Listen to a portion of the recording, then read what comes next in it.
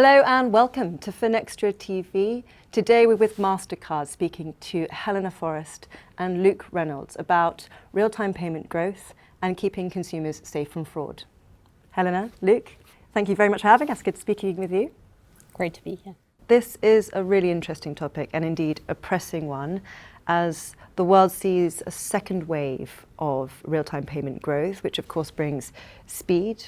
Real-time payments are more or less instant, which is good for moving money, but perhaps opens the door to potential fraud problems. Helena, could you begin by explaining what some of those challenges are? Absolutely. I mean, we're seeing tremendous growth globally for adoption of real-time payments, which is great. And we're also seeing the shift and the number of use cases that are being introduced. So there's a lot of innovation happening.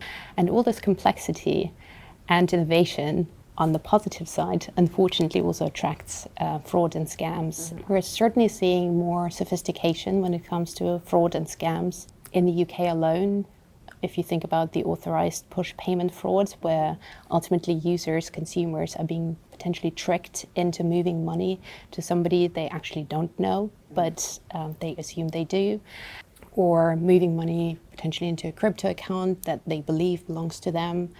There are many different kind of forms of how these scams are taking place. That's why from Mastercard's perspective, we're certainly continue to heavily invest and continue to innovate in that space to ensure that we can keep our customers and their customers safe. Yeah, for sure.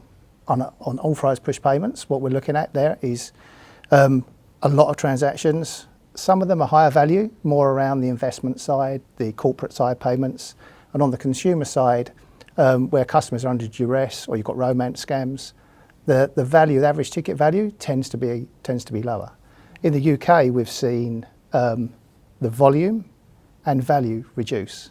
The volume reduce more so than the actual value, and that's linked to the push payments and purchase scams, which kind of are a load of lower value but more volume. But what's driving the slower reduction on the value in the UK from a fraud perspective on scams is the fact that on some of the investment scams, they're higher dollar value, which then brings the delta down from the volume is reducing a lot more, but the value isn't reducing quite at the rate of the volume because of these big investment scams where the consumer is under the spell of the scammer.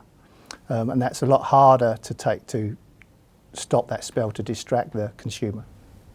That's interesting. So it's clear fraud is prevalent amongst real-time payments, but presumably coming back to card-based fraud, it's different. So what are some of the issues in this space and how can some of those issues be resolved as well? Yeah, so on the card side, you're unauthorised, right? But on the push payment side, the consumer is authorising that payment because either it's an investment, to Helena's point, is it a crypto investment? Does the consumer know? Like the criminals are quite advanced in their technology in terms of masking perhaps where that money's going.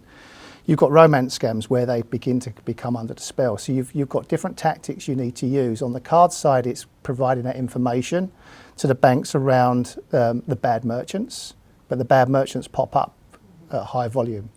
On the account to account, on the RTP side, it's then basically trying to understand what data can we provide to our customers to protect the consumers. And within that, we're looking at transactional. And with Mastercard, a network perspective, we're quite fortunate where we can look at both sides of that payment.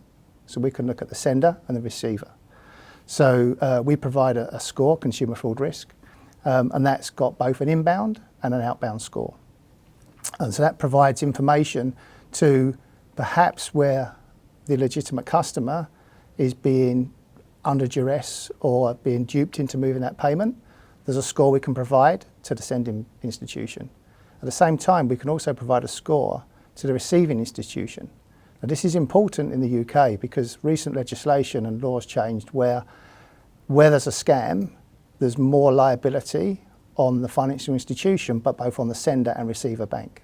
So that raises more of an interest from both sides of the bank to understand more about that consumer interaction.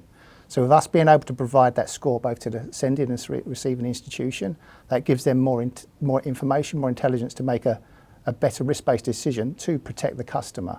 Initial results that we've seen across the participant banks that were using consumer fraud risk, there was a reduction in authorised push payments around 12%. The figure is really growing in terms of prevention, and we're seeing a tangible difference.